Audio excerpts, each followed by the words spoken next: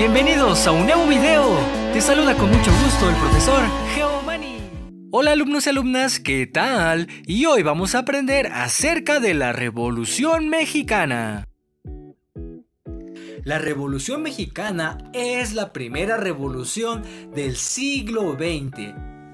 Pero me gustaría que comprendiéramos qué significa revolución. La palabra revolución significa cambio. En este caso, un cambio de ideas, un cambio de pensamiento. La Revolución Mexicana inicia el 20 de noviembre de 1910. Para entender por qué inicia la Revolución Mexicana, es necesario ponernos en antecedentes. Y pues la Revolución Mexicana inicia porque hay un periodo conocido como el Porfiriato, en donde el general Porfirio Díaz gobierna el país y lo hace a partir de 1876 y hasta 1911. Cerca de 35 años estuvo gobernando el país, inclusive llegó a poner a un presidente al mando de México y él pues gobernaba detrás. Porfirio Díaz, si bien trajo avances al país que incluían la modernización del mismo con las telecomunicaciones como el telégrafo o bien las vías férreas que permitían viajar rápidamente de un lugar a otro, pero todo esto no era suficiente para evitar la desigualdad en México. Mientras por un lado había gente que tenía acceso a comidas, a grandes banquetes, a ropa cara, a joyas, había otra tanta que no tenía ni siquiera para comer, que no tenía ni siquiera para vestirse adecuadamente. Y seguramente has mirado muchas imágenes que te muestran a gente de la época de la Revolución Mexicana con su traje de manta, y esa era la ropa típica de la gente más humilde. Gente humilde que también se enfrentaba a los hacendados, ya que la tierra era administrada por solo pocas personas.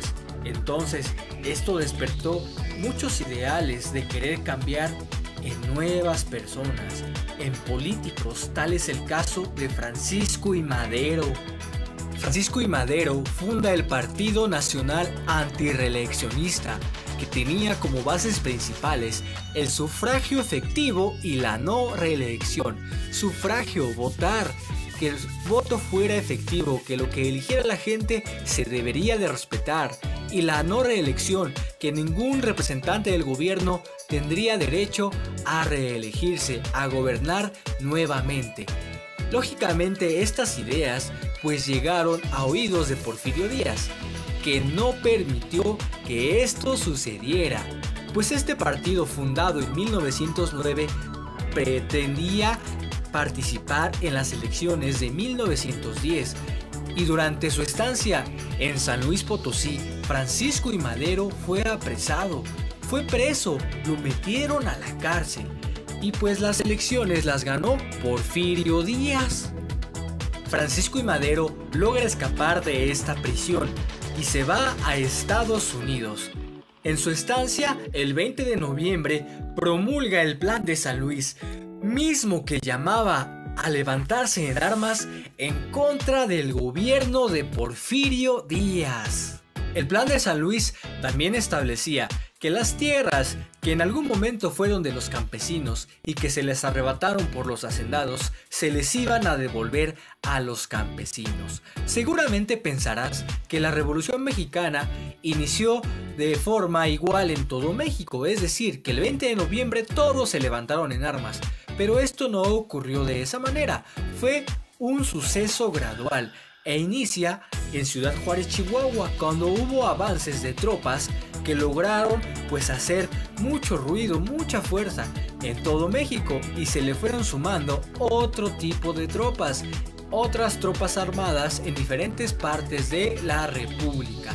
Y pues Porfirio Díaz renuncia ante esta situación y se va a Francia. Para 1911 se realizaron nuevas elecciones y ahora sí, Francisco I. Madero gana, se alza con la victoria, se vuelve presidente de México, y desde los inicios de su mandato como presidente tuvo serios problemas con otros líderes revolucionarios. Tal es el caso de Emiliano Zapata y Pascual Orozco. Estas diferencias que tenía Francisco I. Madero con el general Emiliano Zapata pues se daban porque Zapata exigía que se cumpliera lo que Francisco I. Madero había prometido en el Plan de San Luis. Se alza con la victoria, se vuelve presidente de México y desde los inicios de su mandato como presidente tuvo serios problemas con otros líderes revolucionarios. Tal es el caso de Emiliano Zapata y Pascual Orozco. Hay militares que estaban en contra del gobierno del presidente Francisco I. Madero. Y pues en 1913 ocurre un suceso conocido como la Decena Trágica, encabezado por Victoriano Huerta. La Decena Trágica fue un acontecimiento, pues como su nombre lo indica, trágico. 10 días de muerte, 10 días en donde la capital del país fue azotada por la violencia, y esto ocasionó el asesinato de Francisco I. Madero, de su hermano Gustavo y desde luego del vicepresidente Pino Suárez. Y pues ante esto, Victoriano Huerta se vuelve presidente de México, cosa que no fue bien vista por ningún líder de la revolución, ni por Emiliano Zapata, ni por Venustiano Carranza, ni mucho menos por el general Francisco Villa.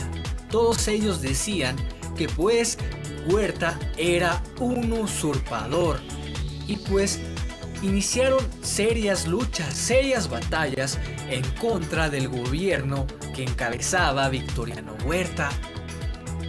Uno de los primeros en reaccionar ante la muerte de Francisco I. Madero fue Venustiano Carranza, quien era gobernador de Coahuila, y precisamente el gobierno de Coahuila le otorga las facultades para convertirse en líder del ejército constitucionalista, apoyado por todos los líderes que habían luchado contra Porfirio Díaz, y desde luego también fue apoyado por su hermano Jesús Carranza.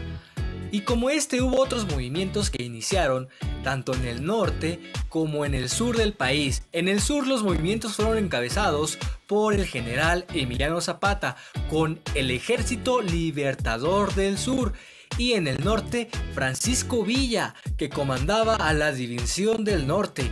Desde luego que también hubo intentos en el centro. También apoyaron al movimiento el general Felipe Ángeles, destacado militar hidalguense que apoyó directamente a Francisco Villa. Y como en estos casos te puedo mencionar muchos mexicanos que combatieron para lograr derrocar a Victoriano Huerta. El 15 de julio de 1914, Victoriano Huerta renuncia a la presidencia de México, y dirás, la revolución llegó a su fin. No, esto no fue así, ya que el 14 de agosto se firman los Tratados de Teoloyucan. Los Tratados de Teoloyucan establecían la rendición del ejército federal, que había sido comandado por Victoriano Huerta. Sin embargo, a la firma de esos tratados no fueron invitados ni Emiliano Zapata ni Francisco Villa, cosa que empezó a ocasionar pues inconformidad entre estos dos líderes de la Revolución Mexicana. Poco a poco fueron generando desconfianza hacia con Venustiano Carranza, pese a que los tratados de Teoloyucan establecían que la División del Norte tendría el mismo rango que todas las divisiones del país, y desde luego que Felipe Ángeles fungiría como jefe del ejército constitucionalista, pues estas ideas no fueron aceptadas por Villa, y esto provocó serias disputas entre ellos, lo que ocasionó que hubieran juntas, que hubieran reuniones. Había muchas diferencias entre los representantes de cada una de las facciones revolucionarias. Tal es el caso de Villa, de Carranza, de Zapata.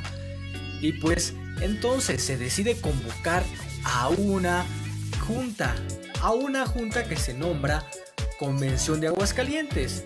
Una reunión en el estado de Aguascalientes precisamente para nombrar a un líder único. Y en esa reunión Eulalio Gutiérrez es designado como presidente de México. Pero pues Carranza no está de acuerdo con esta designación y empieza nuevamente el conflicto.